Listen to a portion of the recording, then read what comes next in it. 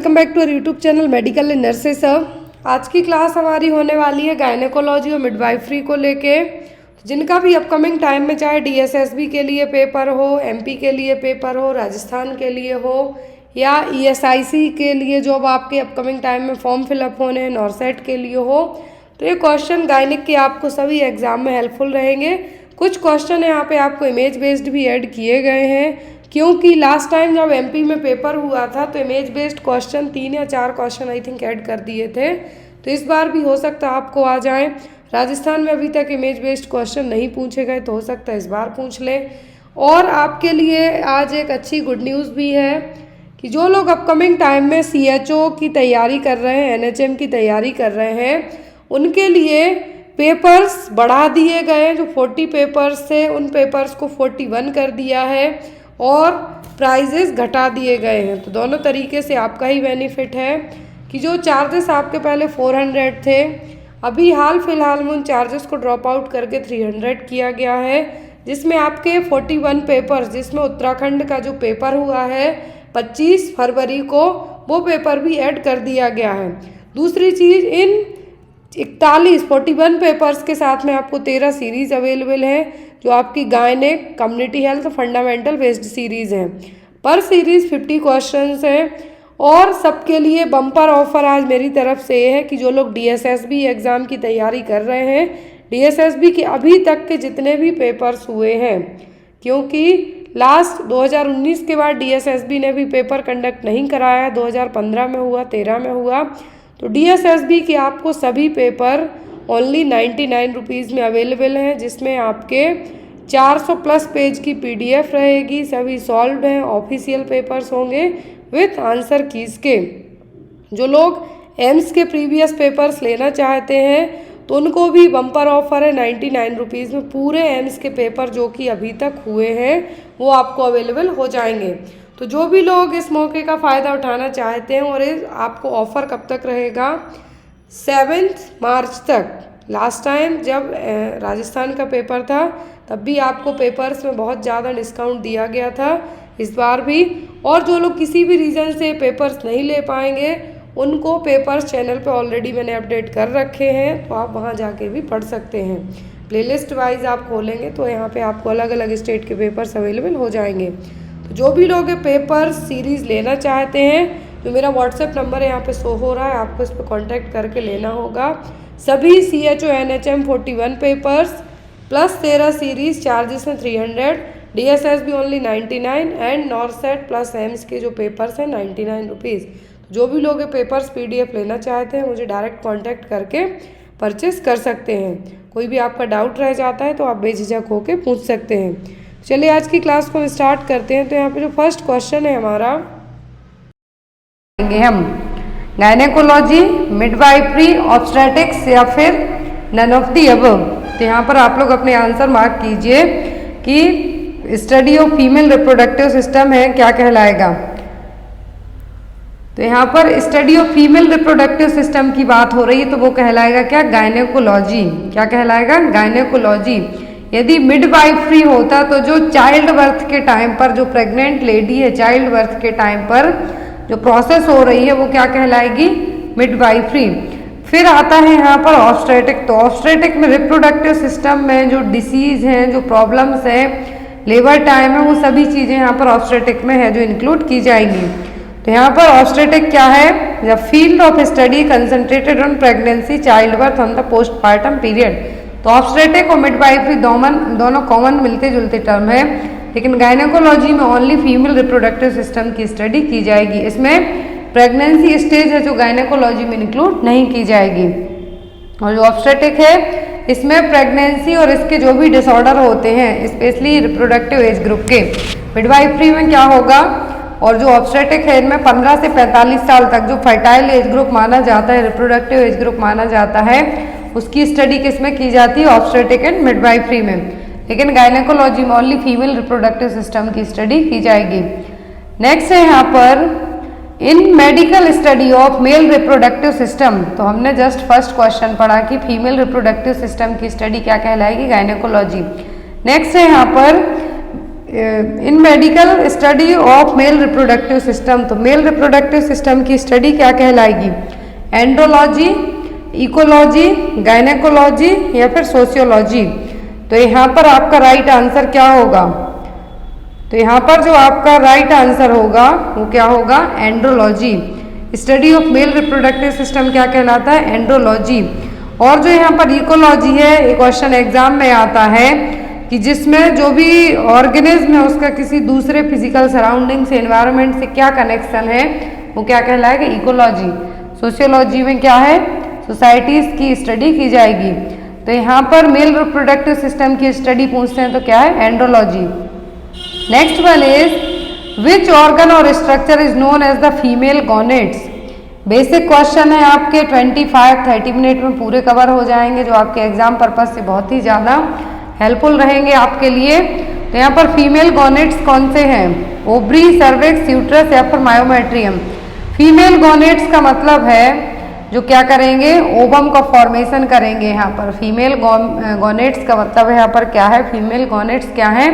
Ovary. Ovary कौन सा hormone release करती हैं? एस्ट्रोजन हार्मोन, जो कि सेकेंडरी सेक्सुअल कैरेक्टरिस्टिक्स डेवलप करने में हेल्प करते हैं फीमेल में। और मेल गॉनेट्स की बात करें तो क्या है? टेस्टिस। आपको याद रखना है, यदि फीमेल गॉनेट्स पूछते हैं तो ओवरी, मेल गॉनेट्स क्या है? टेस्टिस। अब इनका बेसिक जो हार्मोन है जिसके कारण इनको कहा जाता है, तो ओवरी क्या करती है? एस्ट्रोजन हार्मोन को रिलीज करती है, ओवुलेशन की प्रोसेस करेगी, ओवम का फॉर्मेशन करेगी। मेल गॉनेट्स क्या करते हैं? मेल गॉनेट्स कौन से? टेस्टिस। टेस्टिस कौन सा हार्मोन रिलीज करते हैं? Testosterone hormone. और ये मेल में सेकेंडरी सेक्सुअल कैरेक्टरिस्टिक डेवलप करने में हेल्प करते हैं। चीज़ आपको याद रखनी है, यदि फीमेल में सेकेंडरी सेक्सुअल कैरेक्टरिस्टिक्स के लिए हार्मोन रिस्पॉन्सिबल मानते हैं तो क्या है? एस्ट्रोजन। और मेल में कहते हैं सेकेंडरी सेक्सुअल कैरेक्टरिस्टिक्स, यदि मेल के लिए पूछें तो क्या है? Testosterone hormone. Next one is what is the size of ovum. तो ओवम की क्या साइज है? 130 माइक्रोन, 50 माइक्रोन, 90 माइक्रोन या फिर 80 माइक्रोन। तो ओवम के लिए क्या कहा जाता है? ह्यूमन बॉडी की सबसे लार्जेस्ट सेल्स। क्या कहा जाता है? ह्यूमन बॉडी की सबसे लार्जेस्ट सेल कौन सी है? ओवम। और इसकी साइज कितनी होती है? 130 माइक्रोन। कितनी? 130 माइक्रोन। और स्पर्म की कितनी होती है? 50 माइक्रोन। आपको दो चीजें बहुत ही इंपॉर्टेंट याद रखना है कि ह्यूमन बॉडी की सबसे स्मॉलेस्ट सेल क्या है? Sperm. Next one is which cell is known as the largest cell of the body. तो सबसे बड़ी और लार्जेस्ट सेल कौन सी है ह्यूमन बॉडी की? ओवम, स्पर्म, न्यूरॉन या फिर नर्व। तो आपको पता है कि लार्जेस्ट सेल क्या है? ओवम, जिसकी साइज कितनी होती है? 130 माइक्रोन। और यदि स्मॉलेस्ट सेल पूछते हैं ह्यूमन बॉडी की तो सबसे छोटी सेल्स कौन सी हैं? स्पर्म। यहाँ पर अब यहाँ पर स्मॉलेस्ट सेल फीमेल में पूछते हैं तो क्या है? प्लेटलेट्स। याद रखना है आपके लिए, यदि पूरी ह्यूमन बॉडी में पूछते हैं लार्जेस्ट सेल तब क्या है? ओवम। स्मॉलेस्ट पूछते हैं तो sperm.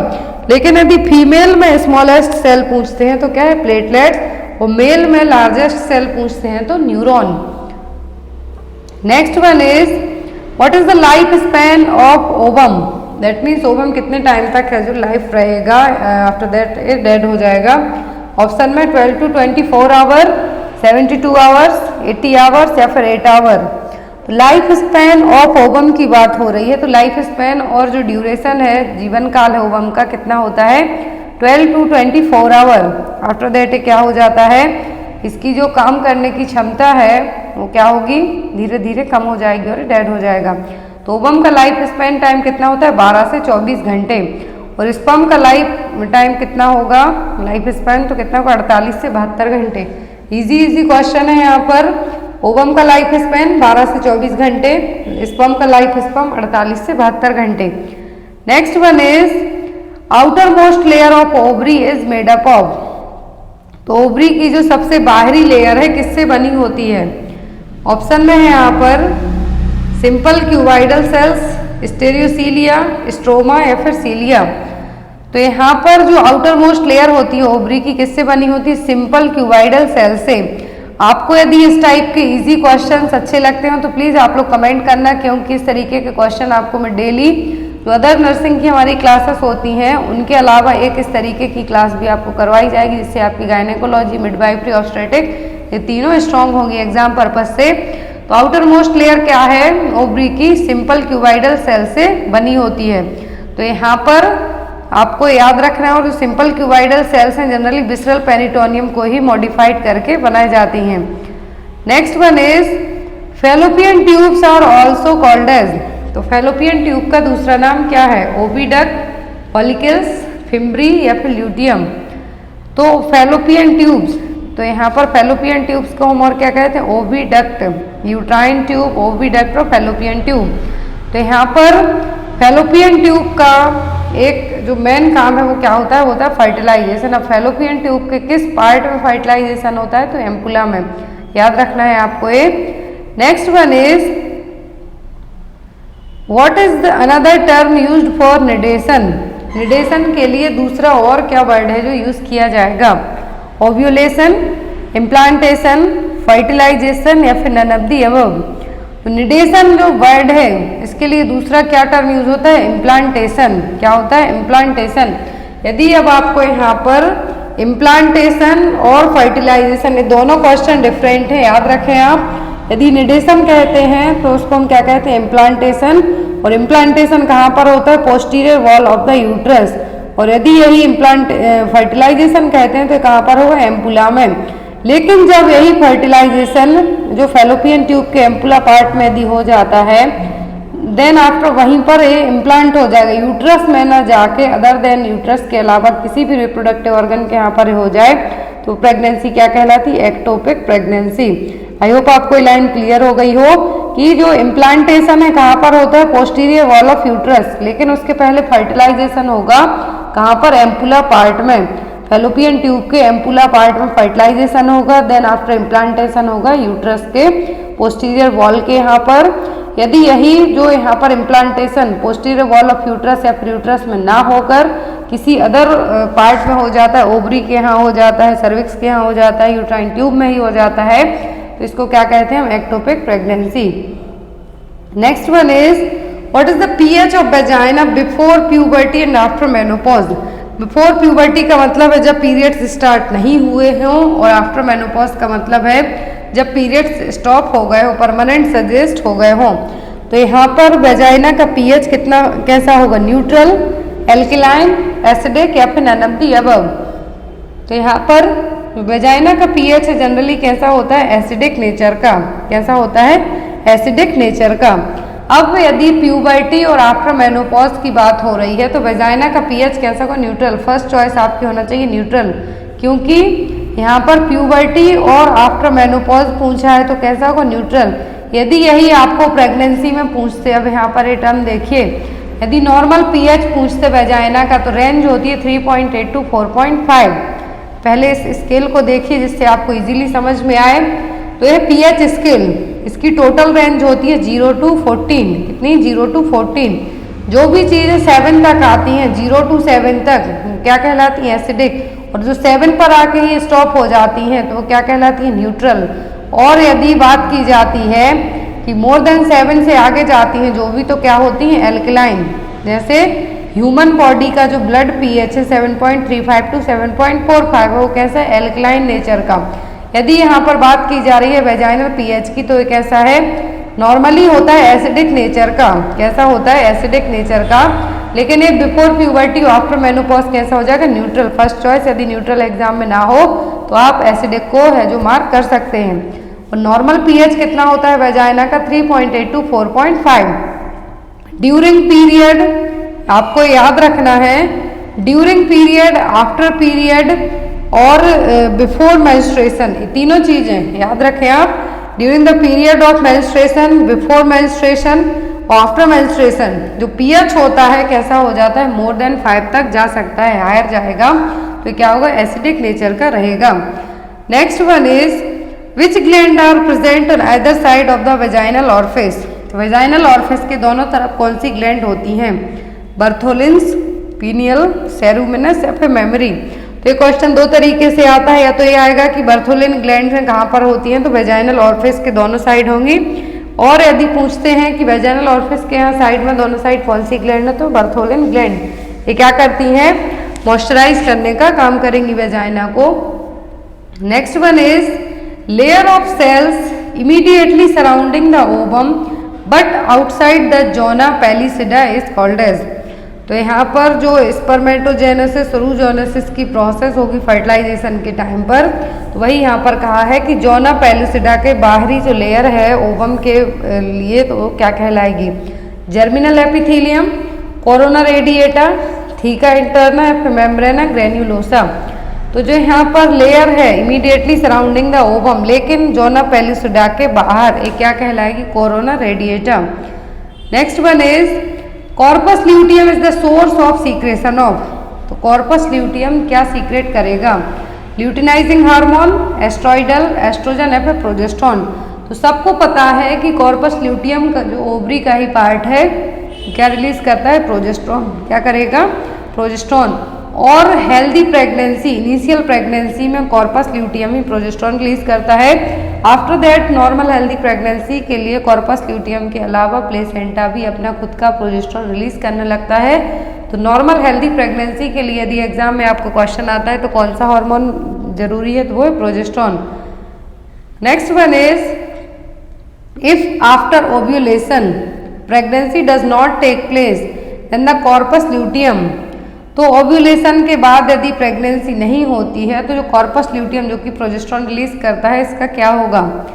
Produce lot of relaxin and oxytocin, degenerates in a short time, is maintained in the presence of progesterone, becomes active and secrete a lot of luteinizing hormone and follicle stimulating hormone। तो यदि ovulation हो गया, pregnancy conceive नहीं हो पाई है, तो corpus luteum है जो क्या होगा? इसका धीरे धीरे शॉर्ट टाइम में डिजनरेट हो जाएगा। Next one is in female Bartholin glands open into the. तो हमने पढ़ा कि बर्थोलिन ग्लैंड्स कहाँ पर होती हैं? वेजाइना के ऊपर। तो अब यहाँ पर बात की जा रही है बर्थोलिन ग्लैंड्स है कहाँ पर ओपन होंगी? Fallopian tube and release a secretion which makes sperm motile, uterus and release a lubricating fluid during the birth of young ones, urinary bladder and assist in the release of urine, vestibule and release a lubricating fluid in the vagina. तो जो Bartholin gland कहाँ पर होती हैं? Vagina के दोनों side. लेकिन ये क्या करती हैं? एक म्यूकस या फिर लुब्रिकेटिंग फ्लूइड को रिलीज करती है, जिससे वेजाइना क्या होती है? लुब्रिकेट रहेगी। तो यहाँ पर जो आपका करेक्ट आंसर है वो क्या होगा? D. Next one is after ovulation the Graafian follicles become an endocrine organ called. तो अभी हम पढ़ते जा रहे हैं, ग्राफियन फॉलिकल है, यहाँ पर ओव्यूलेशन है, कॉर्पस ल्यूटियम है, प्रोजेस्टेरोन हार्मोन एक दूसरे से रिलेट करते क्वेश्चन है। तो ओव्यूलेशन के बाद आफ्टर ओव्यूलेशन तो ग्राफियन फॉलिकल्स है एंडोक्राइन ग्लैंड बन जाती है। तो एक क्या करेगी? जो ग्राफियन फॉलिकल्स है एंडोक्राइन ग्लैंड बनने के बाद क्या कहलाएगी? फाइब्रिन, ओवेरियन ट्यूब, ग्लोब्यूलिन या फिर कॉर्पस ल्यूटियम। तो जो ओव्यूलेशन की प्रोसेस है उसके बाद जो ग्राफियन फॉलिकल्स है एक एंडोक्राइन ग्लैंड बनते हैं, क्या कहलाते हैं? कॉर्पस ल्यूटियम, जो कि प्रोजेस्टेरोन हार्मोन को रिलीज करता है। Next one is the nutritive medium for ejaculated sperm is. की जो न्यूट्रिटिव मीडियम है इजाकुलेशन के टाइम पर स्पर्म को जो न्यूट्रिटिव मीडियम है वो कौन सा है जो स्पर्म को नरिश करेगा, न्यूट्रिशन देगा? Fallopian tube, vaginal fluid, seminal fluid या फिर यूट्राइन लाइनिंग। क्या है जो स्पर्म को इजाकुलेशन के टाइम पर न्यूट्रिशन देगा, जिससे स्पर्म एक्टिव होगा, मोटाइल होगा? तो यहाँ पर जो सेमिनल फ्लूइड क्या होगा? सेमिनल फ्लूइड जो कि इजाकुलेटेड स्पर्म के लिए न्यूट्रिशन प्रोवाइड करवाएगा। Next one is the stoma of the ovary consist of blood vessels, nerves, muscle fibres and a type of protein called. तो यहाँ पर स्टोमा है जो ओवरी का, जिसमें ब्लड वेसल्स है, नर्व है, मसल फाइबर है और प्रोटीन है। तो ये क्या है? फाइब्रिन है, कोलेजन है, एल्बुमिन है या फिर ग्लोबुलिन है। तो ये क्या है जिसमें ब्लड वेसल्स भी है, नर्व है, मसल फाइबर है और टाइप ऑफ प्रोटीन है कुछ, तो क्या कहलाएगा? Collagen. Next one is which lactobacilli maintain the pH of vagina. बहुत इजी और इम्पोर्टेंट क्वेश्चन, नोट डाउन कर लीजिए कि कौन सा बैसिलाई, तो वो क्या है? लैक्टोबैसिलाई, जो कि वेजाइना के पीएच को एसिडिक रखने का काम करता है, वेजाइनल पीएच को मेंटेन करने का काम करेगा। कुछ हमारी बॉडी में बैसिलाई क्या होते हैं? हेल्पफुल होते हैं, हमारी हेल्प करते हैं, और कुछ क्या करते हैं? हार्मफुल होते हैं। लेकिन जो लैक्टोबैसिलाई है वेजाइना में क्या करता है, वेजाइना के पीएच को मेंटेन करता है, तो उसका नाम क्या है, डॉर्डरलिन, एम ट्यूबरक्लाई, कोकाई या फिर स्पायरोकीट। तो यहाँ पर अलग अलग टाइप के होते हैं, इनका शेप एंड साइज अलग अलग होगा, इनके फंक्शन अलग अलग होंगे। जो लैक्टोबैसिलाई है पीएच ऑफ वेजाइना मेंटेन करके रखता है, तो क्या है, डॉर्डेनल लैक्टोबैसिलाई, क्या है, बैसिलाई फैमिली का, और बैसिलाई फैमिली का शेप कैसा होता है, रॉड शेप। स्पायरोचीट का सबसे अच्छा एग्जाम्पल यहाँ पर क्या है, ट्रिप्नोमा पैलिडियम। एम ट्यूबरक्लाई किसके लिए, माइकोबैक्टीरियम ट्यूबरक्लोसिस के लिए। तो यहाँ पर पीएच ऑफ वेजाइना को मेंटेन करने का काम कौन करता है, Doderlein lactobacilli bacteria. Next is who is the father of modern gynaecology. तो मॉडर्न गायनेकोलॉजी के फादर कौन है, Hippocrates, Sushruta, James Marion Sims या फिर सिगमंड फ्रूड। सभी नाम सुने हुए हैं आपने। गायनेकोलॉजी के जो फादर हैं वो कौन है, वो है James Marion Sims. Father of surgery और ऑप्थेल्मोलॉजी है सुश्रुता। फादर ऑफ मेडिसिन कौन है, हिपोक्रेट्स। तो याद रखें, मॉडर्न गायनेकोलॉजी के फादर पूछें तो कौन है, जेम्स मैरियन सिम्स। सर्जरी और ऑप्थेल्मोलॉजी के पूछते हैं तो सुश्रुता, मेडिसिन के पूछते हैं तो Hippocrates. Next one is which of the following is the normal position of uterus. तो नॉर्मल पोजीशन क्या है यूट्रस की, retroverted and reflected, retroverted and retroflexed, anteverted and anteflexed, retroflexed and anteflexed. तो नॉर्मल पोजीशन होगी uterus की कितनी होगी, एंटीवाइटेड and एंटीफ्लेक्स्ड। क्या होगी, एंटीवाइटेड एंड एंटीफ्लेक्स्ड। इस तरीके से एंगल एग्जाम में आता है। तो एंटीवाइटेड का मतलब क्या है, एक्सेस ऑफ द यूट्रस, जो अपर पार्ट है, axis of the uterus at 90 degree angle with that of vagina. तो वेजाइना के यहाँ से टॉप पार्ट है यूट्रस का, इसको मेजर किया जाएगा, जहाँ पर क्या बनेगा, 90 डिग्री का कोण बनता है, 90 डिग्री एंगल का। तो क्या है, एंटीवर्जन। एंटीफ्लेक्शन का मतलब होता है axis of the body of uterus is bent forward with that of the cervix. तो यहाँ पर एक एंगल बनेगा, तो क्या होगा, बॉडी ऑफ सर्विक्स क्या होगी, इस्थमस की तरफ क्या होगी, फॉरवर्डली बेंट होगी, झुकेगी। तो जो एंगल बनता है कितना बनेगा, 170 डिग्री का। तो क्या होगा, anteflexion. Next one is which tumour marker used to diagnose germ cell tumour. Germ cell tumour को डायग्नोस करने के लिए कौन सा ट्यूमर मार्कर यूज किया जाएगा, CA-125 cancer antigen 125, alpha fetoprotein, LDH या फिर HCG हार्मोन। तो यहाँ पर जर्म सेल ट्यूमर को डायग्नोस करने की बात की जा रही है, तो अल्फा फीटोप्रोटीन किससे हम डायग्नोस कर सकते हैं, अल्फा फीटोप्रोटीन से। Next one is the first menstruation in female is called. तो फीमेल्स में जो पहला मेंस्ट्रुएशन होगा वो क्या कहलाएगा, मिनार्ची, एमनोरिया, डिस्पैरोनिया या फिर डिस्मेनोरिया। तो जो फर्स्ट मेंस्ट्रुएशन कहलाएगा फीमेल में वो क्या होगा, वो होगा मिनार्ची। एमनोरिया का मतलब होता है एब्सेंस ऑफ मेंस्ट्रुएशन। डिस्पैरोन्यूरिया का मतलब होगा sexually intercourse with pain. Dysmenorrhoea का मतलब होगा painful menstruation. Next one is the reproductive phase in women is, जो estimated date of delivery calculate करके दी गई है उसके बाद भी यदि आगे तक जाती है तो वो प्रेगनेंसी कहलाएगी। यहाँ पर पोस्ट टर्म प्रेगनेंसी क्या कहलाएगी, पोस्ट टर्म प्रेगनेंसी। यहाँ पर EDD कैलकुलेट कैसे करते हैं हम, total duration of normal pregnancy यदि आता है आपको तो वो होता है 280 दिन या फिर 40 वीक। यदि इससे ज़्यादा प्रेगनेंसी कंटिन्यू होती है तो वो कहलाती है क्या, post term pregnancy. Full term pregnancy की बात करें तो 9 मंथ या फिर 38 वीक हम कह सकते हैं, लेकिन जो प्रेगनेंसी जो डिलीवरी है 37 वीक के पहले ही हो जाती हैं वो कहलाती हैं प्री टर्म, और यदि 42 वीक्स के बाद जाती हैं तो वो कहलाती हैं पोस्ट टर्म। और नॉर्मल कितना ड्यूरेशन रखा जाता है 40 वीक्स और 280 डेज। तो यहाँ पर कैलकुलेट कैसे की जाती है EDD, कैलकुलेट करने के लिए लास्ट मेंस्ट्रुअल पीरियड का फर्स्ट डे, LMP का पहला दिन plus 9 month plus 7 day add करके है जो आपकी EDD कैलकुलेट करके निकाली जाती है। ये क्या है, नेगल्स रूल है, एग्जाम में आपको आता है जो मैंने अभी आपको बताया। पोस्ट टर्म प्रेगनेंसी के साइन आते हैं मेनली एग्जाम में। तो पोस्ट टर्म प्रेगनेंसी में क्या होगा कि जो वर्निक सिजोसा है, बेबी के ऊपर जो चीज़ी सब्सटेंस लगा होता है वो एब्सेंट रहेगा। प्लेसेंटल कैल्सिफिकेशन होगा, फिर होगा स्कैंटी सैफ्रॉन कलर्ड मेकोनियम, जो मेकोनियम जो क्लियर कॉन्साइज कलर का होता है, ऑलिगोहाइड्रोमनियस देखने को मिलेगा। जैसे जैसे प्रेगनेंसी 36 वीक के बाद आगे को कंटिन्यू होती है वैसे वैसे एमनियोटिक फ्लूइड का लेवल AFI इंडेक्स है वो कम होने लगता है। जब AFI इंडेक्स कम होगा एमनियोटिक फ्लूइड कम होता है तो वो कहलाता है ओलिगोहाइड्रोमनियस। पोस्टर्म प्रेगनेंसी में ओलिगोहाइड्रोमनियस देखने को मिलेगा। बच्चे के जो नेल्स हैं उनकी ग्रोथ देखने को मिलेगी। बेबी की स्किन क्या है, रिंकल्ड देखने को मिलेगी। तो ये सभी क्या है, साइन है पोस्टर्म प्रेगनेंसी के। प्रेसिपिटेट लेबर का मतलब होगा कि जो डिलीवरी है, डिलीवरी की जो फर्स्ट एंड सेकंड स्टेज है वो बहुत फास्ट हो जाए, स्पेशली अंडर 2 आवर में।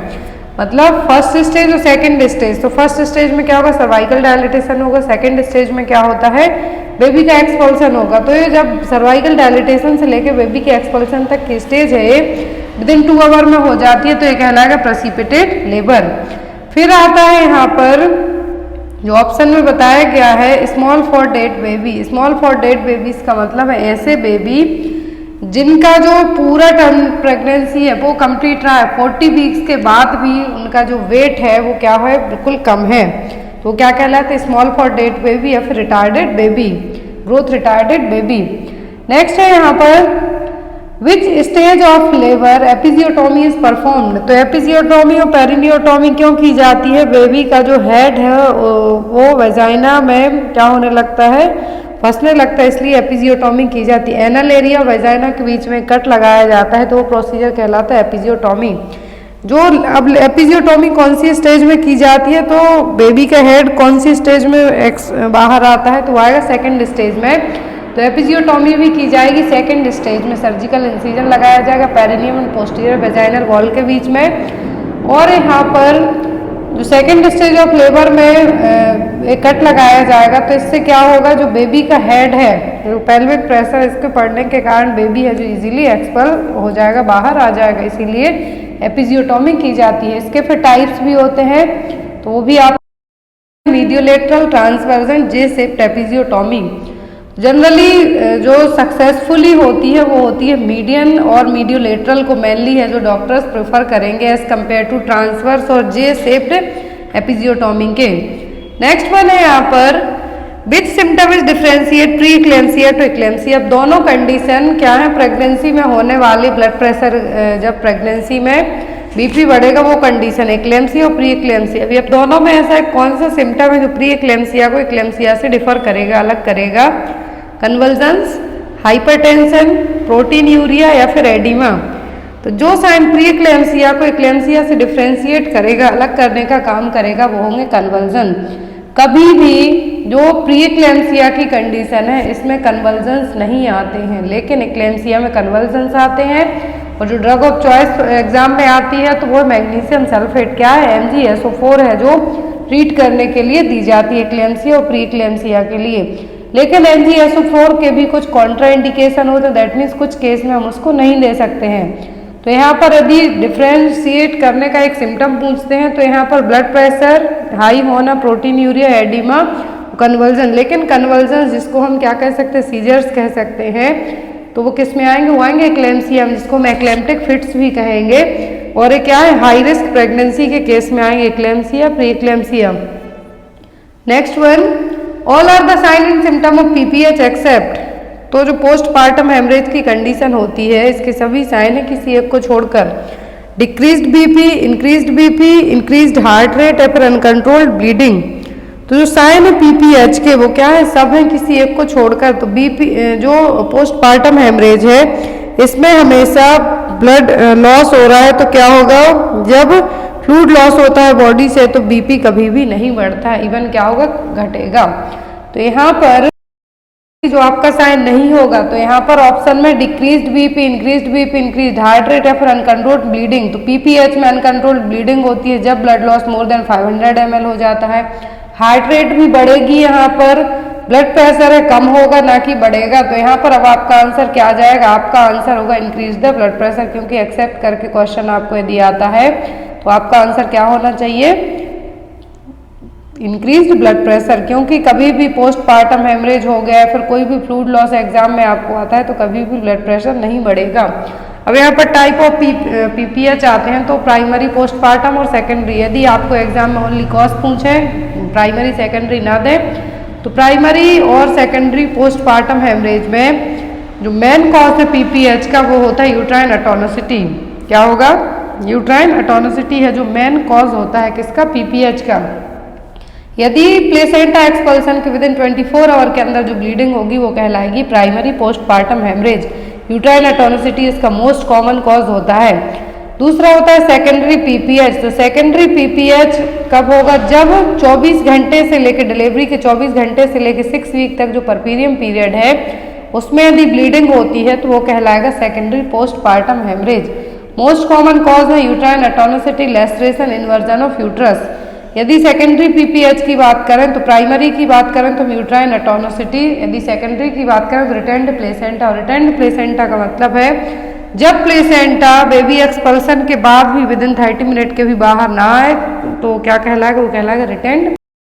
आईवी रूट से ऑक्सीटोसिन दिया जाता है यूट्रस को स्टिमुलेट करने के लिए। आईवी मिथादरिन दिया जाएगा और बाई मैनुअल मसाज की जाएगी यूट्रस की।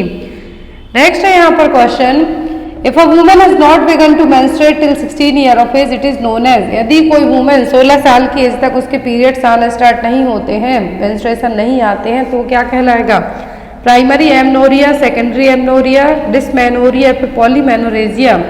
क्या कंडीशन कहलाएगी यदि 16 साल की एज तक भी पीरियड्स नहीं आते हैं? तो ये कंडीशन कहलाएगी प्राइमरी एमनोरिया, क्योंकि कभी भी नहीं आए हैं, 16 साल तक की एज हो गई नहीं आए हैं, तो ये कहलाएगा प्राइमरी एमनोरिया।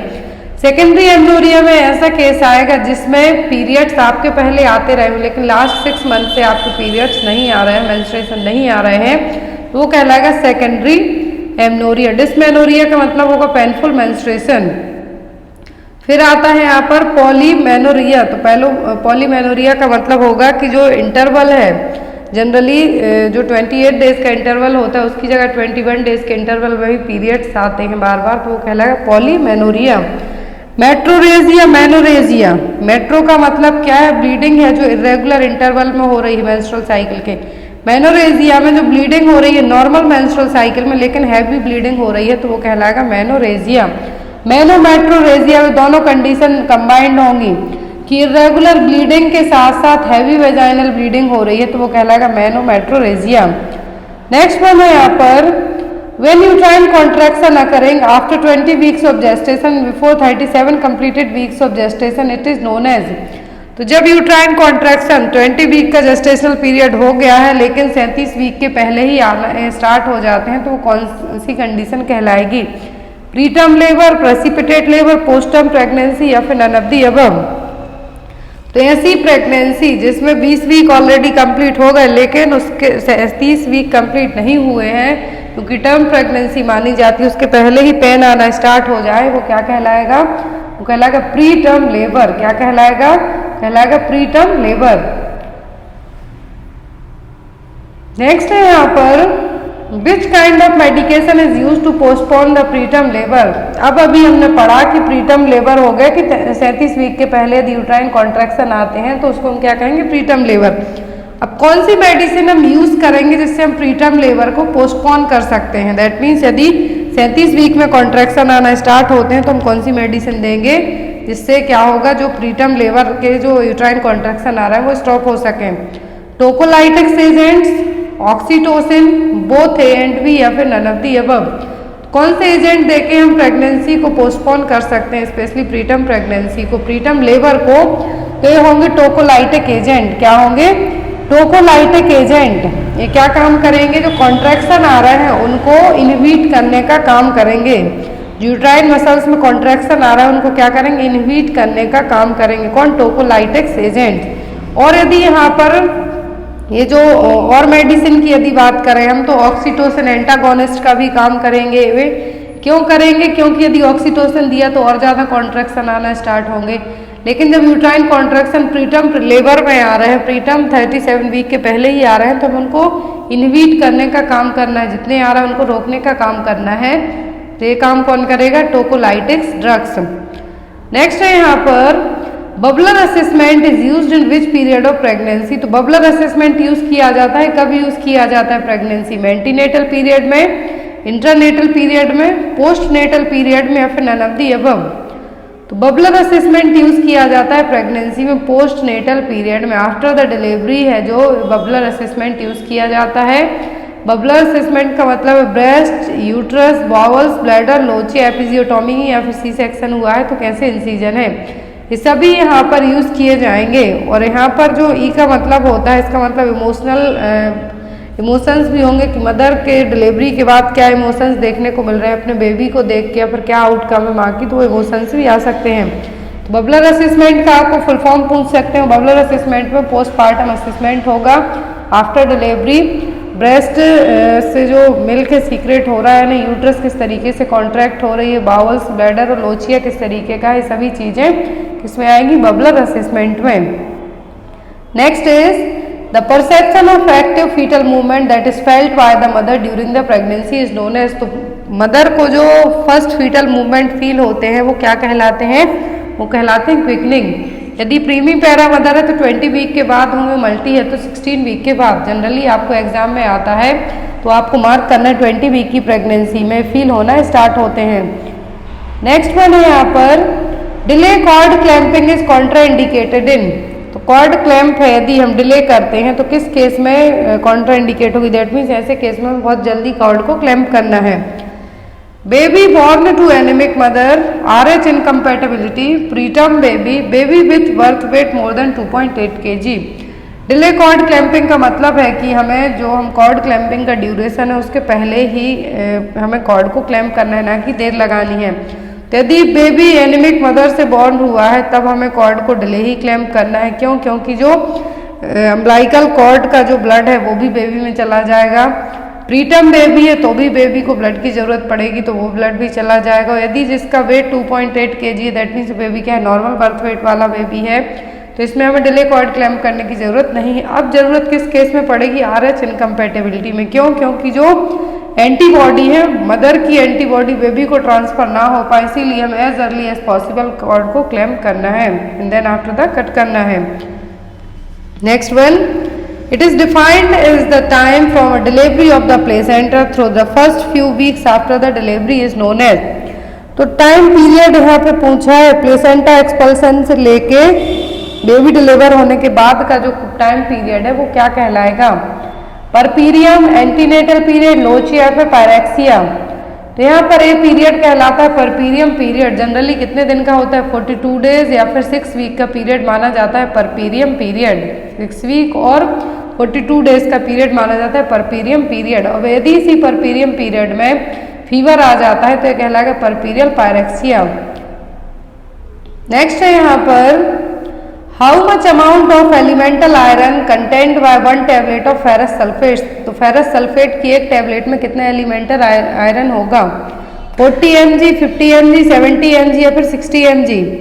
तो जो आयरन की जो टैबलेट होती है तो उसमें कितना एलिमेंटल आयरन कितना होगा एक फेरस सल्फेट में, तो होता है 60 mg। कितना होगा, 60 mg रहेगा एलिमेंटल आयरन एक फेरस सल्फेट की टैबलेट में। और जो यहाँ पर इक्विवेलेंट है 60 mg elemental iron is equivalent to 300 mg ferrous sulphate, 180 mg ferrous fumarate और 500 mg फेरस ग्लूकोनेट। यदि अब आपको एग्जाम में आता है कि 60 mg एलिमेंटल आयरन है तो किसके इक्वल होगा, तो होगा 300 mg फेरस सल्फेट हेप्टोहाइड्रेट के, 180 mg फेरस फ्यूमरेट के और 500 mg फेरस ग्लूकोनेट के। ये आपको वॉल्यूम याद रखना है। नेक्स्ट है यहाँ पर beta two transferrin is a specific test done in which condition. तो बीटा-2 ट्रांसफेरिन टेस्ट है किस कंडीशन के लिए किया जाएगा, एलर्जिक रेनाइटिस के लिए, लूपस वल्गैरिस के लिए, मलेरिया के लिए या फिर CSF राइनोरिया के लिए। तो किस केस में है जो बीटा-2 ट्रांसफेरिन टेस्ट है किया जाएगा, तो ये टेस्ट किया जाता है CSF राइनोरिया के लिए। किसके लिए, CSF rhinorrhoea, cerebrospinal fluid rhinorrhoea. एक ऐसी कंडीशन होगी जो फ्लूइड है, क्या है, जो ब्रेन का ये फ्लूइड है क्या होने लगता है, लीक होना स्टार्ट हो जाएगा और एक नोज और साइनस के थ्रू आपके बाहर आएगा। जब आप नाक से आपकी जो पानी आता है वो अलग चीज़ है, लेकिन जब यदि यही फ्लूइड कहाँ से आने लगे, नाक से आने लगे, सेरिब्रोस्पाइनल फ्लूइड, तो ये कहलाता है क्या कहलाएगा, CSF राइनोरिया। अब CSF राइनोरिया को डिटेक्ट करने के लिए एक तरीके से सेंसिटिव और स्पेसिफिक टेस्ट भी है। किसके लिए, कि CSF फ्लूइड है जो आपका, क्या है, जो CSF फ्लूइड है वो बाहर किस तरीके से आ रहा है, तो इसके लिए टेस्ट किया जाएगा, वो कहलाएगा बीटा 2 ट्रांसपेरेंट टेस्ट है। और जो यहाँ पर वाटरी और रनी नोज है, इसमें आपका CSF तो नहीं आ रहा है, ये चेक करने के लिए इसको यूज़ किया जाएगा। और जनरली CSF प्राइमरी देखने को मिलेगा जब है तो ब्रेन इंजरी हुई हो या फिर स्कल बोन्स में किसी भी तरीके का फ्रैक्चर।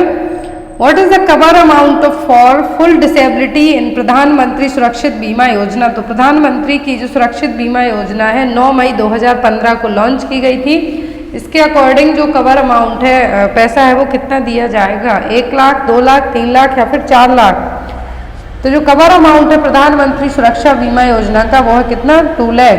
कितना? 2 लाख या फिर 2 लाख कह सकते हैं हम जिसको। तो ये लॉन्च हुई थी योजना 9 मई 2015 को। कब हुई थी? 9 मई 2015 को इसको लॉन्च किया था।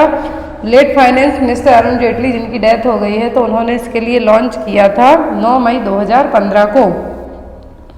नेक्स्ट वन है यहाँ पर the number of new cases occurring in a defined population during a specific period of time, it is known as. तो नंबर ऑफ कुछ नए केस आना किसी भी एक डिफाइंड पीरियड में क्या कहलाएंगे? Incidence case, prevalence period, point prevalence या फिर ऑल ऑफ दी अबव। तो ये कौन से केस कहलाएंगे? तो ये केस कहलाएंगे इंसिडेंस केस। कौन से केस कहलाएंगे? Incidence case. नेक्स्ट वन है यहाँ पर which of the following month observed as anti malaria month? तो जैसे अभी यूपी में पेपर हुआ था, तो जो न्यूट्रिशनल वीक है कौन सा है या फिर वर्ल्ड फूड डे कौन सा है, खाद्य दिवस, ऐसे ही एंटी मलेरिया मंथ भी आपको लास्ट टाइम MP में आया था। तो ये है यहाँ पर एंटी मलेरिया मंथ। हम कब मनाते हैं? जून में। कब मनाते हैं? जून में। लोगों के लिए मच्छर किस तरीके से हमें भगाना है या फिर कौन सी मेथड के थ्रू लार्वा होने से रोकना है, ये सभी चीज़ों के बारे में जानकारी दी जाती है। कब दी जाती है? जून में, क्योंकि जून में सबसे ज़्यादा मच्छर जो ब्रीडिंग करेंगे, तो उसी को रोकने के लिए ये यहाँ पे बताया जाएगा। वाटर को किस तरीके से एक जगह भरने से रोकना, ये सभी चीज़ें जून में घर घर जाके भी बन जो गांव में स्पेशली होती हैं। तो ये क्या है? Anti malaria month. Next one temporary hardness of water is primarily due to the presence of. तो पानी की जो हार्डनेस है वो किसकी प्रेजेंस के कारण होगी? कैल्शियम एंड मैग्नीशियम सल्फेट के, कैल्शियम मैग्नीशियम बाइकार्बोनेट के, कैल्शियम मैग्नीशियम नाइट्रेट के या फिर ऑल ऑफ दी अबव। तो पानी की जो हार्डनेस है, क्या है? पानी की हार्डनेस है, कहते हैं कि पानी, हमारे यहाँ का पानी बहुत हार्ड है। तो ये पता कैसे चलता है? कहीं कहीं आपने सुना होगा पानी में साबुन फट गई, लोकल लैंग्वेज की बात करें यदि हम, तो यहाँ पर वही है कि पानी की हार्डनेस का पता चलता है कि पानी में कैल्शियम और मैग्नीशियम बाइकार्बोनेट कितना ज़्यादा है। ये प्रेजेंट करेगा किसके लिए? पानी की हार्डनेस के लिए। टेम्पररी हार्डनेस होती है जो वाटर की, वो किसके कारण होगी? कैल्शियम एंड मैग्नीशियम बाइकार्बोनेट की प्रेजेंस के कारण। नेक्स्ट है यहाँ पर low progesterone level can be seen in. तो लो प्रोजेस्टेरॉन लेवल है किसमें देखने को मिलेगा? एक्टोपिक प्रेगनेंसी में, APH में, PPH में या फिर मल्टीपल जेस्टेशनल पीरियड में। लो प्रोजेस्टेरॉन हार्मोन, दैट मीन्स जो प्रोजेस्टेरॉन हार्मोन है ये बहुत ज़्यादा नेसेसरी होता है नॉर्मल प्रेगनेंसी के लिए। तो ये किस केस में है जो कम इसका लेवल देखने को मिलेगा? तो ये देखने को मिलेगा एक्टोपिक प्रेगनेंसी में। किसमें? एक्टोपिक प्रेगनेंसी में प्रोजेस्टेरॉन हार्मोन का लेवल क्या रहेगा? कम रहेगा। नेक्स्ट है यहाँ पर ये क्वेश्चन आपको नॉर्सेट का 2 बार पेपर हो चुका है, 2020 और 21 में दोनों बार आया है क्वेश्चन है यहाँ पर पेन इन काफ और डॉर्सीफ्लेक्शन ऑफ द फुट और हॉमन साइन में इंडिकेट। तो हॉमन साइन किस में देखने को मिलेगा? कि जब आप पैर को डॉर्सीफ्लेक्शन वे में फोल्ड करेंगे तो पेन होगा आपको, इसको हम क्या कहेंगे? Homan sign. और किस में देखने को मिलेगा? एन्यूरिज्म में, सेल्यूलाइटिस में, लिम्फेडीमा में या फिर थ्रोम्बोफ्लेबाइटिस में।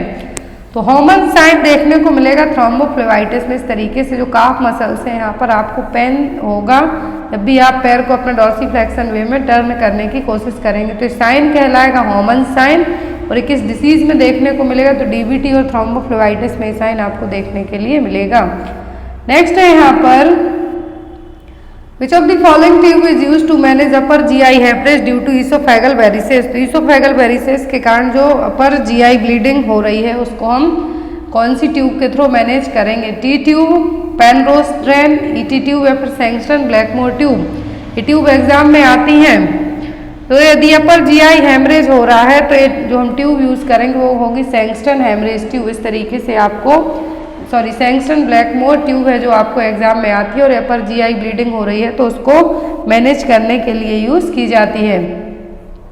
नेक्स्ट है यहाँ पर which of the following is the antidote for magnesium toxicity. तो यदि हमने MgSO4 का किसी को ओवरडोज दे दिया, मैग्नीशियम सल्फेट का ओवरडोज दे दिया, तो उसको ट्रीट करने के लिए भी हमारे पास क्या होना चाहिए, एंटीडोट होना चाहिए। तो क्या यूज़ किया जाएगा, कैल्शियम ग्लूकोनेट, नेलोक्सोन, विटामिन के या फिर नन ऑफ द अबव।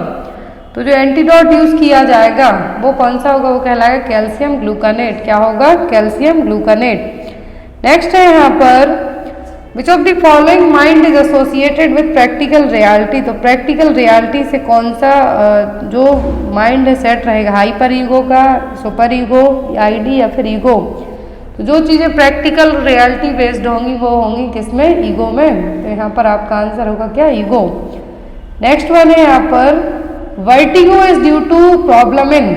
तो वर्टिगो में क्या होगा, आपका जो बॉडी का बैलेंस है वो आप प्रॉपर नहीं बना पाएंगे। तो ये किस में प्रॉब्लम के कारण होगा, मिडिल ईयर में, एक्सटर्नल ईयर में, टिम्पेनिक मेम्ब्रेन या फिर इनर ईयर। वर्टिगो टिनिटस से क्लासिकल साइन होते हैं मैनर्स डिसीज के, और इसमें कौन सा ईयर अफेक्ट होगा, तो वो होगा इनर ईयर। कौन सा, इनर ईयर, जो कोक्लियर पार्ट है वो पार्ट यहाँ पे अफेक्ट होगा। तो ये क्या है यहाँ पर, इनर ईयर में वर्टिगो की प्रॉब्लम देखने को मिलेगी। नेक्स्ट है यहाँ पर सर्जिकल रिपेयर ऑफ हर्निया। तो यदि हर्निया को सर्जरी के थ्रू रिपेयर किया जाता है, याद रखना रिपेयरिंग पूछे तो अलग है, काटा जाए वो अलग बात है। यहाँ पर कहा है कि रिपेयरिंग की जानी है तो क्या कहलाएगा, लेप्रोस्कोपी, फिस्टुलेक्टोमी, हर्नियोक्टोमी या फिर हर्नियोरेफ्री। तो जब अनास्टोमोसिस कहा जाए आपको, दैट मीन्स कुछ भी जोड़ा जाना है। रेफ्री कहा जाए मतलब रिपेयर किया जाना, टॉमी कहा जाए मतलब काट के उस चीज़ को अलग किया जाना। तो यहाँ पर सर्जिकल रिपेयरिंग पूछी जाती है तो वो कहलाएगा हर्नियोरेफ्री। क्या होगा, हर्नियोरेफ्री। नेक्स्ट है यहाँ पर which of the following is the reason for intradermal injection to be used for testing allergic reaction. तो एलर्जिक रिएक्शन के लिए इंट्राडर्मल रूट से ही क्यों इंजेक्शन लगाए जाते हैं, because it is easy to administer, it diffuse rapidly, it diffuse slowly या फिर इट इज लेस पेनफुल। तो जो यहाँ पर इंट्राडर्मल इंजेक्शन लगाए जाते हैं, इनको लगाने का एक रीज़न होता है कि बहुत स्लो होंगे, क्या डिफ्यूज होंगे, स्लो। इन केस आपको कुछ प्रॉब्लम भी है, स्लो इनका डिफ्यूज़न होगा तो आप उसको रिट्रीट कर सकते हैं। यदि आपने आईवी रूट से कोई भी चीज़ को टेस्ट किया तो उनको तुरंत एज एन फास्ट फॉरवर्ड तरीके से काम करेगी, जिसको ठीक करना आपके बस में नहीं होगा। इसीलिए जितने भी इंट्राडर्मल इंजेक्शन कब लगते हैं, या तो कोई सेंसिटिविटी चेक की जानी हो, मेडिसिन की एलर्जी तो नहीं है, आपको इन सभी में इंट्राडर्मल रूट ही अपनाया जाता है। तो क्योंकि इनका डिफ्यूजन कैसा होगा, बहुत ही स्लो होगा, इसलिए। नेक्स्ट है यहाँ पर A nurse should monitor intake and output during oxytocin administration because the drug। तो जब आप ऑक्सीटोसिन एडमिनिस्टर करते हैं तो क्या इनटेक और आउटपुट आपको मेजर करते रहना है। Increase the thirst, induce diuretic effects, cause toxicity of kidney या फिर कॉज वाटर रिटेंशन। क्या काम है जो कर सकते हैं, यदि आपने ऑक्सीटोसिन दिया तो आपको इनटेक आउटपुट मॉनिटर क्यों करना है, क्योंकि जो ऑक्सीटोसिन देंगे हम तो वाटर रिटेंशन का काम भी कर सकता है। क्या करेगा ये, वाटर रिटेंशन का काम करेगा। क्योंकि ये क्या करेगा, जब ऑक्सीटोसिन हमने दिया तो ये जो एंटी डायरेटिक हार्मोन जिसको हम वैसोप्रेसिन कहते हैं, उसी की तरह ये क्या करेगा, ऑक्सीटोसिन और एडीएस दोनों मिलके क्या करेंगे, सेम वही काम करेंगे। तो इसीलिए यहाँ पर जो वाटर को रेगुलेट करने का काम तो एडीएच करेगा आपके ब्लड में, लेकिन जब यदि हमने ऑक्सीटोसिन लंबे टाइम तक दिया तो यही वाटर को इंटॉक्सिकेट करने का काम भी स्टार्ट कर देगा। इसीलिए क्या करना है, जब भी आप ऑक्सीटोसिन देते हैं तो इनटेक आउटपुट चार्ट को भी मैनेज करते रहना है और देखते जाना है। नेक्स्ट वन, स्वे back appearance is seen in child with. तो स्वे बैक अपीयरेंस किस बच्चे में देखने को मिलेगा, जिसको काइफोसिस होगा, लॉर्डोसिस होगा, टेलीपेज होगा या फिर ऑल ऑफ दी अबव, सभी चीज़ें होंगी। तो स्वे बैक अपीयरेंस में बच्चा कैसा होगा, जिसकी जो बैकबोन होगी कैसी होगी, एक तरीके से हमें कह सकते हैं स्वान टाइप की देखने को मिलेगी। तो इसीलिए इसको क्या कहा गया, स्वे बैक अपीयरेंस। और ये देखने को मिलेगा किसमें, लॉर्डोसिस के बच्चे में। देखिए लंबर लॉर्डोसिस में बच्चे का शेप है जो कैसा होगा, आगे की तरफ झुका हुआ हो, गर्दन उठी उठी रहेगी, तो इसीलिए इसको क्या कहा गया, सोए बैक अपीयरेंस। और ये देखने को मिलेगा किसमें, लॉर्डोसिस के बच्चे में।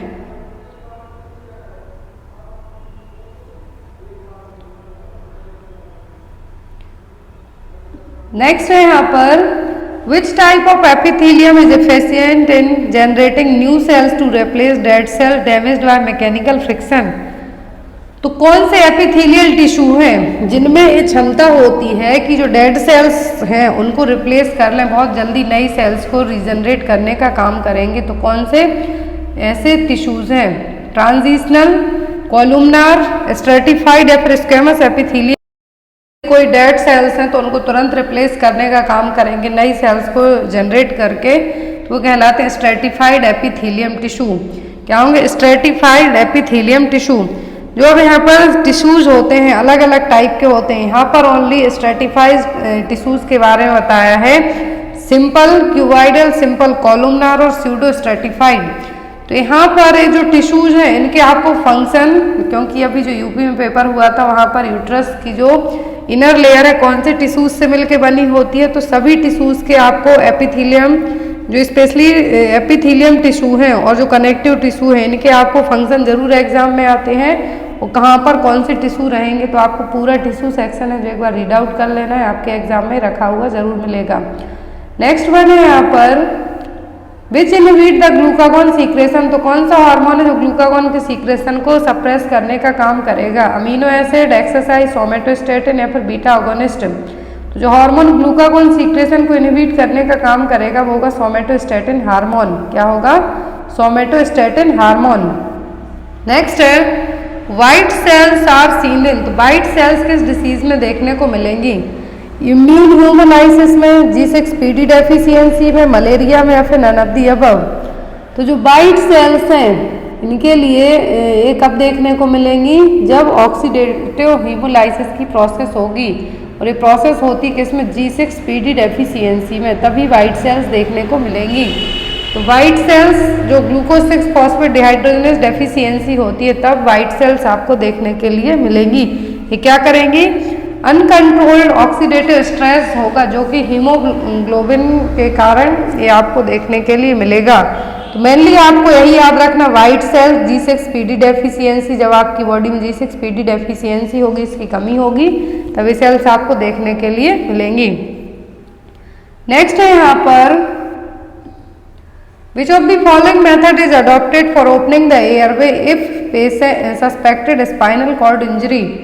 तो यदि पेशेंट है तो हम उसको कौन सी मेथड यूज़ करेंगे एयरवे ओपन करने के लिए, जब आपको डाउट है कि पेशेंट को स्पाइनल कॉर्ड इंजरी हुई हो। तो यहाँ पर स्पाइनल कॉर्ड इंजरी है, यदि आपने कोई भी गलत मेथड यूज़ की तो तुरंत उसकी स्पाइन क्या हो जाएगी, डैमेज हो जाएगी। Head tilt, chin lift method, chin lift method, jaw thrust method या फिर हेलमेट मेथड। जो मेथड यूज़ की जाएगी वो होगी जॉ थ्रस्ट मेथड। ये देखिए यहाँ पर कौन सी मेथड होगी, जॉ थ्रस्ट मेथड। इसमें आपको चिन लिफ्ट नहीं करना है, क्यों, क्योंकि यहाँ पर RTA का पेशेंट है या फिर स्पाइनल कॉर्ड इंजरी का पेशेंट है, तो हम इसमें जॉ थ्रस्ट मेथड यूज़ करके एयरवे को ओपन करेंगे, जिससे जो स्पाइनल कॉर्ड है उसको हम क्या कर सकें, प्रिवेंट कर सकें। अदरवाइज यदि हमने रॉन्ग मेथड यूज़ की या फिर कोई और head tilt, chin lift use किया तो भी स्पाइन कॉर्ड में इंजरी के चांसेस ज़्यादा रहेंगे, इसलिए जॉ थ्रस्ट मेथड अपना के एयरवे को ओपन कर सकते हैं। Next one, what technique of assessment help to determine keto acidosis. तो कीटो एसिडोसिस के लिए कौन सी टेक्निक बेस्ट होगी, पाल्पेशन, इंस्पेक्शन, ऑस्कल्टेशन या फिर ऑल्फैक्शन। तो यहाँ पर जो मेथड बेस्ट होगी कीटो एसिडोसिस को डिटेक्ट करने के लिए वो होगी यहाँ पर ऑल्फैक्शन। क्या होगी, ऑल्फैक्शन, क्योंकि पर्सन जब सांस लेगा तो उसकी जो ब्रीथ सांसें होंगी उससे आपको स्मेल टाइप से आएगी, कीटोन बॉडीज के कारण क्या होगी, आपको स्मेल आएगी। तो यहाँ पर बेस्ट मेथड क्या होगी, ऑल्फैक्शन। नेक्स्ट है यहाँ पर 8th क्रेनियल नर्व अफेक्ट। 8वें नंबर की क्रेनियल नर्व से क्या अफेक्ट होगा, टच, टेस्ट, स्मेल या फिर इक्विलिब्रियम। तो 8वें नंबर की क्रेनियल नर्व क्या है, vestibulo cochlear nerve. 12 pair of cranial nerve होती हैं, तो 8वें नंबर की क्रेनियल नर्व है वेस्टिबो कोक्लियर नर्व। हियरिंग के साथ साथ बॉडी बैलेंस के लिए भी हेल्प करेगी, जो कोक्लियर पार्ट है वो। तो यहाँ पर इक्विलिब्रियम का मतलब है बॉडी बैलेंस। तो यहाँ पर 8वें नंबर की क्रेनियल नर्व क्या अफेक्ट करेगी? बॉडी बैलेंस और इक्विलिब्रियम। नेक्स्ट वन है यहाँ पर which of the following is not included in the symptom of hypoglycaemia. तो हाइपोग्लाइसीमिया का कौन सा सिम्टम यहाँ पे नहीं है? ड्राई लिप्स, सेकीनेस, ब्लड विजन या फिर फ्रूट ब्रीथ ऑर्डर। तो क्या है जो इसका साइन नहीं है? तो हाइपोग्लाइसीमिया का जो साइन नहीं है वो है यहाँ पर ड्राई लिप्स होंगे, सेकीनेस होगी, ब्लड विजन होगा, लेकिन फ्रूट ब्रीथ ऑर्डर आपको किस में देखने को मिलेगा? डायबिटिक कीटोएसिडोसिस में, ना कि हाइपोग्लाइसीमिया में। तो यहाँ पर आपका आंसर क्या होगा? Fruit breath odour. Next one है यहाँ पर the type of joint present between ear ossicles. कौन से जॉइंट्स हैं जो ईयर ऑसिकल्स? ईयर ऑसिकल्स का मतलब मेलियस, इनकस, स्टेपस, इन तीनों हड्डियों के बीच में रहेंगे। इनको ईयर बोन और ईयर ऑसिकल्स भी कहा जाता है। इन तीनों के बीच में कौन से जॉइंट्स होते हैं? साइनोवियल, फाइब्रस, सेकेंडरी कार्टिलेजियस या फिर प्राइमरी कार्टिलेजियस। तो यहाँ पर जो ईयर ऑसिकल्स है या फिर ईयर बोन्स है, मिलियस, इनकस, स्टेपस, तो इनके बीच में जो जॉइंट्स होते हैं वो होते हैं साइनोवियल जॉइंट्स। क्या होते हैं? Synovial joints. अब यदि इन बोन्स का शेप पूछें तो याद रखना है मेलियस, इनकस और स्टेपस। तो स्टेपस होगी स्ट्रिप शेप में, इनकस है वो एनविल शेप में होगी, और जो मेलियस है वो हथौड़े के शेप में होगी, जिसको हैमर कहेंगे हम। नेक्स्ट है यहाँ पर the process of taking food into the digestive system, it is known as. तो यहाँ पर कौन सी प्रोसेस है जो हम फूड लेके जाएंगे डाइजेस्टिव सिस्टम में? वो एलिमिनेशन, प्रोपल्सन, डाइजेशन या फिर इंजेशन। तो डाइजेस्टिव सिस्टम में फूड ले जाने की पूरी प्रोसेस क्या कहलाएगी? इंजेशन। क्या कहलाएगी? इंजेशन। नेक्स्ट है यहाँ पर Allen test is used for. तो एलन टेस्ट का यूज किसके लिए किया जाता है? मीडियन नर्व कंप्रेशन के लिए, अल्नर नर्व फंक्शन के लिए, इंटीग्रिटी ऑफ पाल्मर आर्च या फिर नन ऑफ द अबव। तो एलन टेस्ट किया जाता है किसके लिए? इंटीग्रिटी ऑफ पाल्मर आर्च के लिए। किसके लिए? प्रोसीजर है जिसको हम एलन टेस्ट कहेंगे कि हाथ जो आपके हैंड में ब्लड का फ्लो प्रॉपर हो रहा है या नहीं, वो फाइंड आउट करने के लिए टेस्ट है जो किया जाएगा। और यहाँ पर किसी भी तरीके का थ्रोम्बस रेडियल आर्टरी में डेवलप तो नहीं हो रहा है, वो यहाँ पे चेक किया जाएगा। तो ये टेस्ट जो एलन टेस्ट है किसके लिए किया जाएगा? इंटीग्रिटी ऑफ पाल्मर आर्च के लिए। एग्जाम में आपको आ सकता है कौन सा टेस्ट परफॉर्म किया जा रहा है, तो यह है एलन टेस्ट। नेक्स्ट वन है यहाँ पर carpal tunnel syndrome is due to the compression of. तो कार्पल टनल सिंड्रोम जितने भी कंप्यूटर पर काम करने वाले लोग होते हैं उनको होता है मेनली ये। तो ये किस नर्व के कंप्रेशन के कारण होता है? रेडियल नर्व के, अल्नर नर्व के, मीडियन नर्व के या फिर अल्नर आर्टरी के। तो कार्पल टनल सिंड्रोम जिसको हम क्या कहेंगे यहाँ पर? मीडियन नर्व में कंप्रेशन के कारण ही देखने को मिलेगा, जिसमें नमनेस होगी, टिंगलिंग होगी, आपको लगेगा कि आपके हाथ में जान ही नहीं है।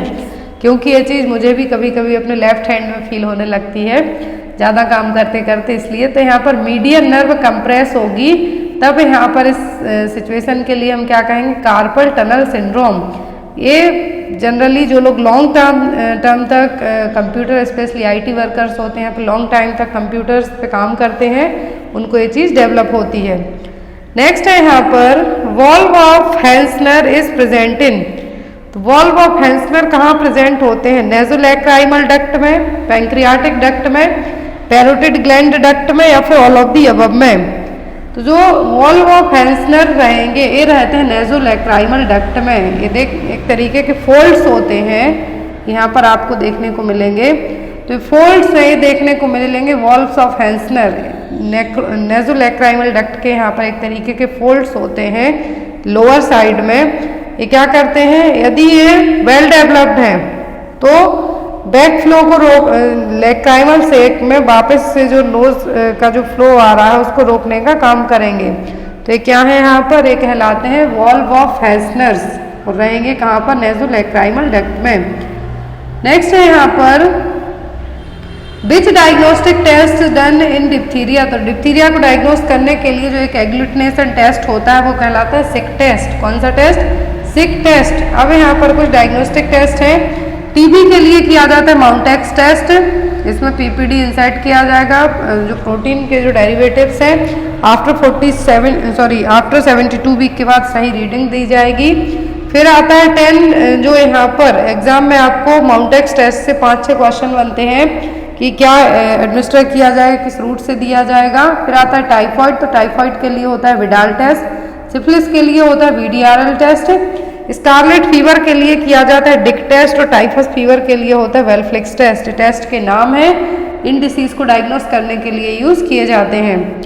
नेक्स्ट है यहाँ पर usual dose of purified protein derivatives, तो PPD Mantoux test tuberculin test में इंट्राडर्मल रूट से PPD इंजेक्ट किया जाता है कि पॉजिटिव है या नहीं, तो कितना है जो दिया जाता है 20 IU, 5 IU, 100 IU या फिर 200 IU। तो जो PPD का डोज दिया जाता है माउंटेक्स टेस्ट के लिए वो होता है 5 IU, कितना 5 IU।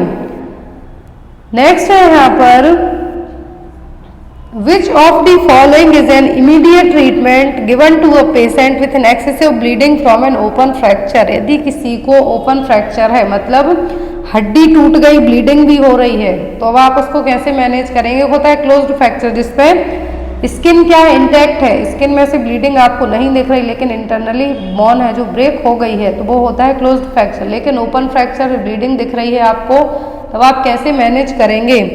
इमोबिलाइजेशन से, bringing bones to normal position, treat for shock या फिर pressure dressing to control the bleeding. यदि क्लोज्ड फ्रैक्चर में पूछे तो फर्स्ट प्रायोरिटी होगी आपकी इमोबिलाइजेशन। ओपन फ्रैक्चर में पूछे तो आपकी पहली प्रायोरिटी होगी कि जो ब्लीडिंग हो रही है उसको कंट्रोल करना, तो आप उसको कंट्रोल कैसे करेंगे? प्रेशर ड्रेसिंग के साथ में।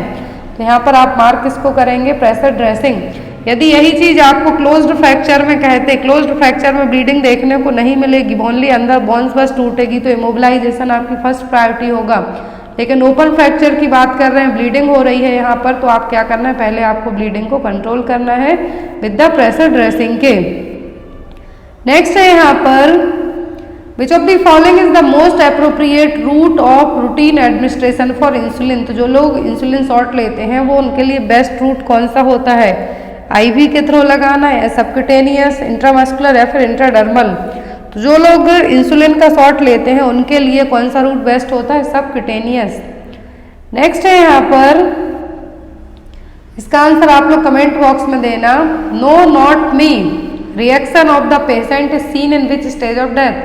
टर्मिनल पेशेंट या फिर कोबलर रॉस की थ्योरी के अकॉर्डिंग आपको जैसे भी देना है इसका आंसर देना। कोबलर रॉस ने थ्योरी दी थी, ग्रीफ की थ्योरी, उसके अकॉर्डिंग टर्मिनल पेशेंट है, तो यहाँ पर कौन सा रिएक्शन वो कह रहा है? No not me. कौन सी चीज़ यहाँ पर वो प्रेजेंट कर रहा है? अपना गुस्सा दिखा रहा है, एंगर, बार्गनिंग कर रहा है, डिनाई कर रहा है या फिर एक्सेप्ट कर रहा है? इस चीज़ का आंसर आप लोग कमेंट बॉक्स में देना। नेक्स्ट क्लास होगी कल अर्ली मॉर्निंग, उसमें इसका आंसर आपको दिया जाएगा। Thank you for watching us, bye bye, have a good day. Flavour में 30 मिनट के पहले या फिर हम ये कह सकते हैं मैक्सिमम ड्यूरेशन 30 मिनट दिया जाता है, जनरली 15 में बाहर आ जाता है, लेकिन 30 मिनट तक यदि यही प्लेसेंटा बाहर नहीं आता है तो हम इसको कहेंगे रिटेंड प्लेसेंटा। क्या कहेंगे? Retained placenta. और रिटेंड प्लेसेंटा का कारण ही क्या होता है कि प्रॉपर बेबी के एक्सपल्सन के बाद प्रॉपर जो कॉन्ट्रैक्शन आने चाहिए वो ना आएंगे, तो प्लेसेंटा के कुछ बिट्स हैं, कुछ पार्ट्स हैं अंदर ही रह जाएंगे, वो कहलाएगा रिटेंड प्लेसेंटा।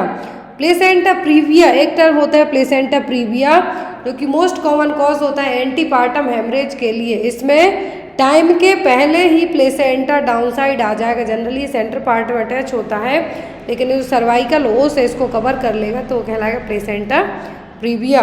ये सभी प्लेसेंटल एबनॉर्मलिटीज़ हैं, एक सेपरेट क्लास में आपको ऑलरेडी समझाई गई हैं। सेकंड चैनल है, वहाँ पे भी आपको प्लेसेंटल एबनॉर्मलिटीज़ के बारे में बहुत ही क्लियर अच्छे से समझाया गया है। Next one is the what is the possible cause of cold source from the following option.